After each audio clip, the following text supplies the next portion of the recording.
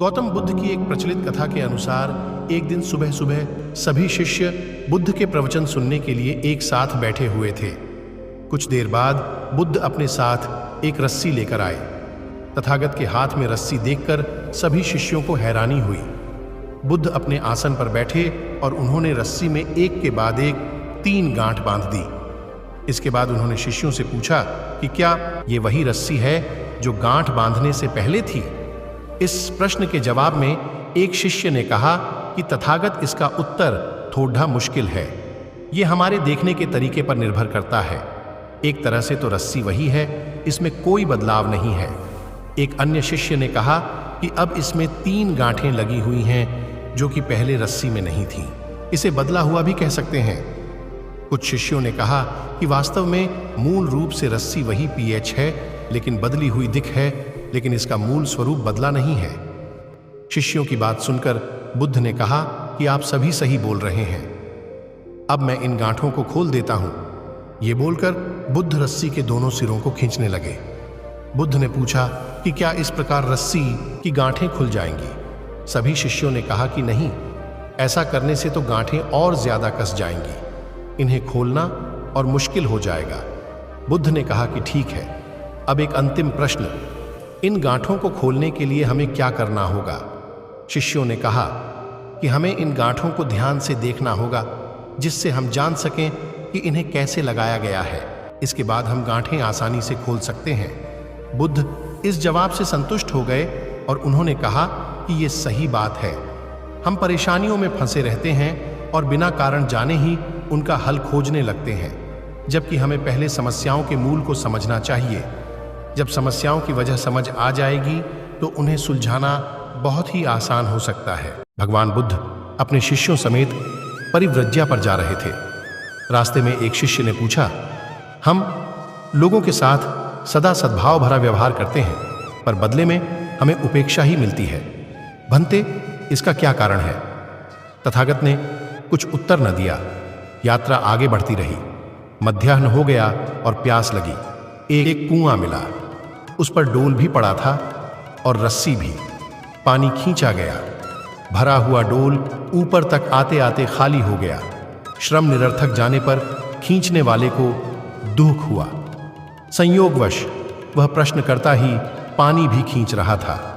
उसे यहां भी असफलता जन्य खिन्नता कष्ट दे रही थी। भगवान बुद्ध ने कहा, तात, इस डोल में छेद है। सो कुआं, रस्सी, श्रम आदि सब साधन होने पर भी पानी छेदों में होकर बह जाता है और तृप्ति लाभ से वंचित होना पड़ता है। प्रतिफल की इच्छा के छेदों के रहते मनुष्य की सेवा साधना और प्रेम प्रवृत्ति भी संतोषदायक परिणाम उत्पन्न नहीं करती। देखा यही जाता है कि सेवा, सहायता या स्नेह सद्भाव का प्रयोक्ता आरंभ में ही अपने उस अनुदान के लंबे चौड़े प्रतिफल का स्वप्न देखता है और उसकी उतनी पूर्ति नहीं हो पाती तो खिन्नता और खीज से भरी निराशा व्यक्त करता है। आशा के अनुरूप दूसरों की प्रशंसा या प्रतिदान मिलने की आकांक्षा लेकर उदारता या आत्मीयता बढ़ती जाए तो उसे छेद वाले डोल की तरह ही समझना चाहिए, जिसका अभीष्ट परिणाम मिल सकना कठिन है। व्यवहार और प्रेम के अंतर को समझ लेना आवश्यक है। व्यवहार प्रतिदान के ऊपर अवलंबित रहता है। उसे व्यवसाय या आदान प्रदान कहते हैं। संसार के सभी कारोबार इसी आधार पर चलते हैं। मजदूर काम करता है, मालिक उसका पारिश्रमिक चुकाता है। आज घर आने पर मित्र को चाय पिलाई, कल उसके घर जाने पर हम चाय की अपेक्षा कर सकते हैं। यह व्यवसाय है। मधुर व्यवहार भी प्रतिफल पर आधारित होते हैं। इस प्रकार की मधुरता या घनिष्ठता को प्रेम नहीं कहा जा सकता, जिसमें परिणाम प्रतिदान की अपेक्षा की गई हो।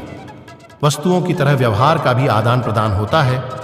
व्यवसाय में लाभ और हानि के लिए तैयार रहना पड़ता है। अपनी सद्भावना को उतनी ही सद्भावना के रूप में प्रत्युत्तर मिला तो जमा खर्च बराबर। ज्यादा मिला तो नफा, कम मिला तो घाटा। यह तो धंधे में चलता ही रहता है। इसमें खिन्न होने या शिकायत करने की क्या आवश्यकता। प्रेम इससे ऊंची चीज है। वह न किसी पर एहसान करने के लिए किया जाता है और न प्रतिदान के लिए। प्रेम इस धरती का अमृत है और मनुष्य का प्राण। यह जितना ही विकसित होगा उतनी ही सुख शांति की संभावना साकार होगी। एक परेशान व्यक्ति ने गौतम बुद्ध से कहा कि मेरे जीवन की बाधाएं खत्म ही नहीं हो रही हैं।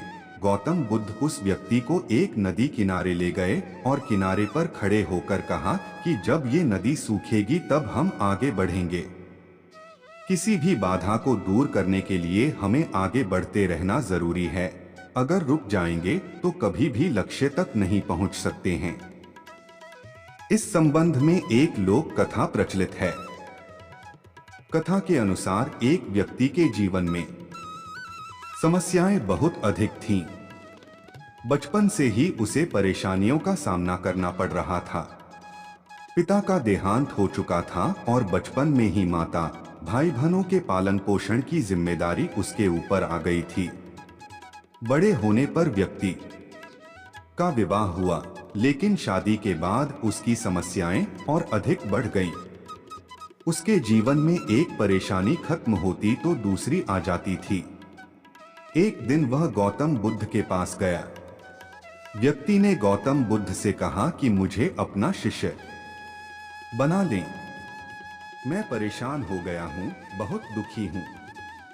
गौतम बुद्ध ने कहा कि ठीक है, तुम मेरे शिष्य बन जाओ। मुझे बताओ क्या परेशानी है। शिष्य ने कहा कि गुरुजी, एक समस्या खत्म नहीं होती और दूसरी सामने आ जाती है। इस कारण मैं बहुत दुखी रहता हूँ। किसी भी काम में सफलता नहीं मिल पाती है। गौतम बुद्ध ने कहा कि ठीक है, मैं तुम्हारी समस्याओं का हल बता दूंगा। अभी तुम मेरे साथ चलो। गौतम बुद्ध नए शिष्य को लेकर नदी किनारे गए। नदी के किनारे पर पहुंचकर गुरु ने कहा कि हमें ये नदी पार करनी है। ये बोलकर वहीं खड़े हो गए। व्यक्ति भी बुद्ध के साथ खड़ा हो गया। कुछ देर बाद व्यक्ति ने कहा कि गुरुदेव, हमें नदी पार करनी है तो हम यहाँ क्यों खड़े हैं। गौतम बुद्ध ने जवाब दिया कि हम इस नदी के सूखने का इंतजार कर रहे हैं। जब ये सूखेगी हम इसे आसानी से पार कर लेंगे। व्यक्ति को आश्चर्य हुआ। वह बोला, गुरुजी, ये कैसी बात कर रहे हैं। नदी का पानी कैसे और कब सूखेगा। हमें नदी को इसी समय पार कर लेना चाहिए। गौतम बुद्ध ने कहा कि मैं तुम्हें यही बात समझाना चाहता हूँ। जीवन में भी समस्याएं तो आती ही रहेंगी। हमें रुकना नहीं है, लगातार आगे बढ़ते रहना है। तभी तो हम उन्हें हल कर पाएंगे। आगे बढ़ते रहेंगे तो समस्याओं के हल मिलते जाएंगे। अगर रुक जाएंगे तो एक भी बाधा पार नहीं हो पाएगी। व्यक्ति को बुद्ध की बात समझ आ गई और उस दिन के बाद उसकी सोच बदल गई।